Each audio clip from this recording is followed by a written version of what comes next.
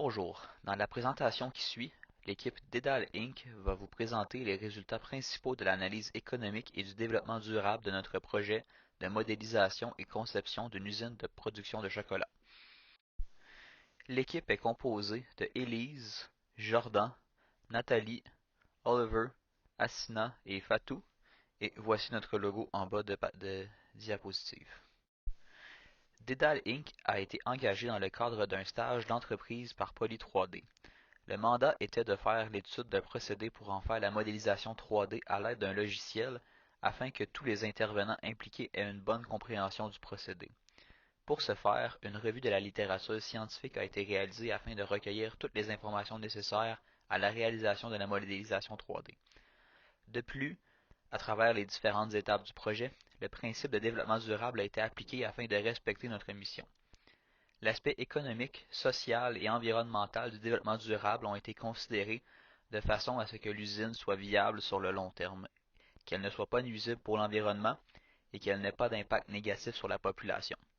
Le projet a été réalisé en s'assurant de maintenir une éthique professionnelle à chacune des étapes du procédé et ce, pour respecter tant l'aspect social qu'environnemental.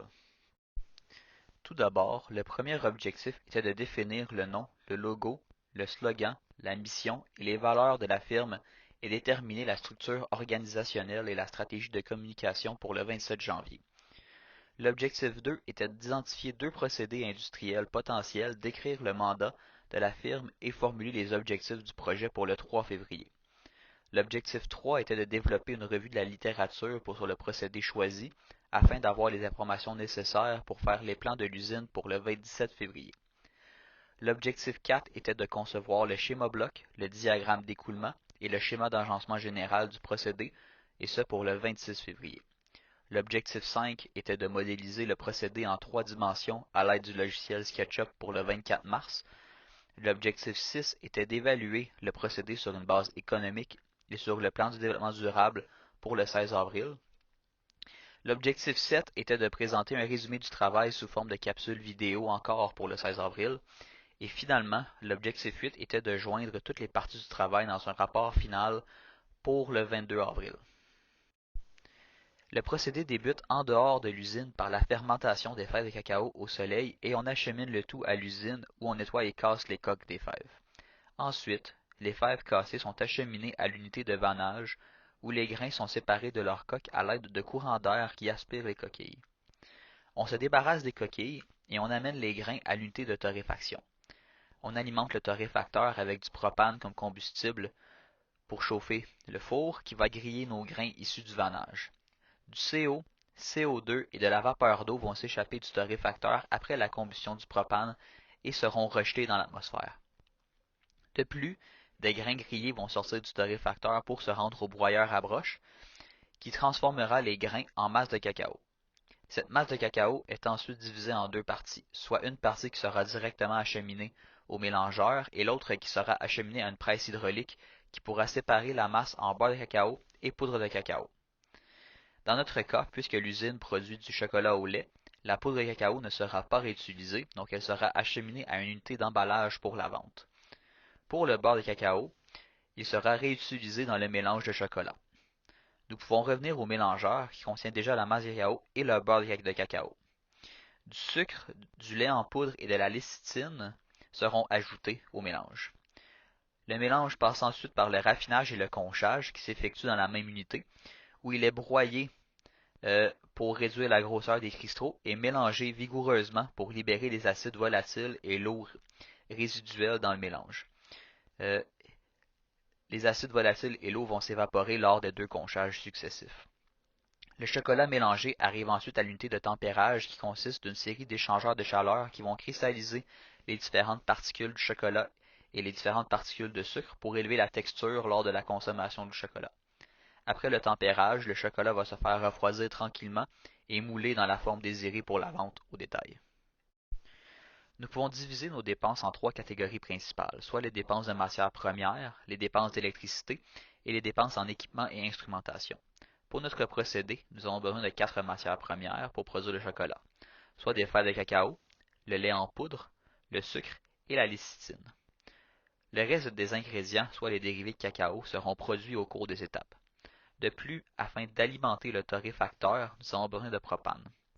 Si on se base sur l'alimentation initiale de fèves maximale du procédé, soit de 3200 kg par heure, nous aurons besoin des fèves de cacao, 1260 kg par heure de sucre, 1080 kg par heure de lait en poudre et 18 kg par heure de lécithine. On ajoute aussi le 14 kg par heure requis pour le torréfacteur en propane. Basé sur une production 24 heures 365 jours par année, le coût total de nos matières premières s'élève à 1 300 000. Le reste des équipements sont alimentés à l'électricité et le coût annuel pour fournir de l'énergie à ces équipements est de 1 500 000 selon les prix d'électricité de Hydro-Québec. Ce coût est aidé par le prix abordable de l'électricité dans notre province. Finalement, nous aurons besoin d'équipements principaux, soit 2 vanneuses, un torréfacteur, 2 broyeurs à cylindre, 2 conches et une tempéreuse. L'achat de tous ces équipements élève une facture de 5 700 000, une dépense qui sera amortie sur plusieurs années. Si on regarde le prix moyen du chocolat de bonne qualité chez les détaillants comme IGA, on voit les prix tournent autour du 3,50 à 4 $ par barre de 100 grammes. Donc si on se base sur l'alimentation de 3200 kg de fèves mentionnées plus tôt, on peut estimer une production d'à peu près 3600 kg par heure de chocolat. Donc encore sur les chiffres de 24 heures, 365 jours par année d'opération, le revenu, si on se base sur 3 $ par barre de chocolat, serait d'à peu près 950 millions pour le chocolat de notre usine. Un autre produit issu de notre usine est la poudre de cacao rejetée lors de la séparation du beurre et de la poudre au pressage hydraulique. Ce rejet est d'à peu près 340 kg par heure, donc nous pouvons vendre cette poudre sur le marché à un prix de 1,50 à 2 $ par 100 g. Si on se base sur le milieu, donc un 1,75 par 100 g, on ajoute un 50 millions additionnel de revenus annuellement. Le procédé a été analysé selon les 3 sphères du développement durable, soit l'aspect environnemental, économique et social. D'après le rapport Brundtland, le principe de développement durable est défini comme étant un développement qui correspond aux besoins du présent sans compromettre à la capacité des générations futures à répondre aux leurs. Tout d'abord, lors de l'étape du vannage, les coques et les grains de cacao sont séparés. Les grains sont conservés et les coques sont rejetées du procédé. Elles deviennent alors des déchets. Ce sont d'énormes quantités qui sont rejetées. Afin de respecter le principe du développement durable et de minimiser leur impact négatif sur l'environnement, il faudrait que l'entreprise trouve un acheteur potentiel qui pourra composter les coques pour les réutiliser comme paillis agricoles. Ensuite, lors de l'étape de torréfaction, les fèves nettoyées sont cuites dans le torréfacteur à partir de la chaleur produite par la réaction de combustion du propane. À la sortie de la chambre de combustion, il y a une boucle de recirculation qui redirige l'air chaud à l'entrée de la chambre de combustion afin de réutiliser l'énergie sous forme de chaleur contenue dans l'air. La quantité de chaleur à produire à partir de la réaction de combustion va alors diminuer et la quantité de réactifs à utiliser pour la réaction va être plus petite. Cela touche l'aspect économique puisque les coûts en réactifs diminuent et l'aspect environnemental puisque la quantité de déchets produits par la combustion diminue aussi. De plus, si le rapport entre les réactifs alimentés à la chambre à combustion diminue, les deux réactions suivantes sont obtenues. Elles produisent des produits très nocifs pour l'environnement, dont le C et le CO, alors l'alimentation est bien contrôlée pour diminuer les impacts sur l'environnement. La transformation des fèves de cacao en poudre de cacao et la production de chocolat se font au même emplacement alors que la poudre de cacao n'a pas à être transportée. Cela diminue les impacts négatifs que l'usine a sur l'environnement. Le revenu annuel estimé s'élève, comme mentionné plus tôt, à 1 million de dollars et les dépenses annuelles en énergie et matières premières s'élèvent à 2,8 millions. Et on ajoute le prix des équipements, ce qui nous laisse presque 993 millions pour payer le reste de l'usine, les employés, le bâtiment et toutes les autres dépenses associées à l'usine. Donc notre usine est viable d'un point de vue financier, même si les heures d'opération ne sont pas nécessairement celles précisées plus tôt. La poudre de cacao est produite en excès, alors elle devient un déchet. Elle va être vendue afin de servir de matière première d'un autre procédé. Cela va apporter un profit à l'entreprise et permettre la réutilisation des déchets. L'usine est très grande, alors il sera nécessaire d'avoir beaucoup d'employés afin d'assurer son bon fonctionnement. Cela permet la création d'emplois dans plusieurs domaines puisqu'il faut des opérateurs qualifiés pour des équipements spécifiques, des ingénieurs de plusieurs domaines, dont des ingénieurs de procédés, et du personnel de tout autre domaine permettant l'optimisation de l'usine.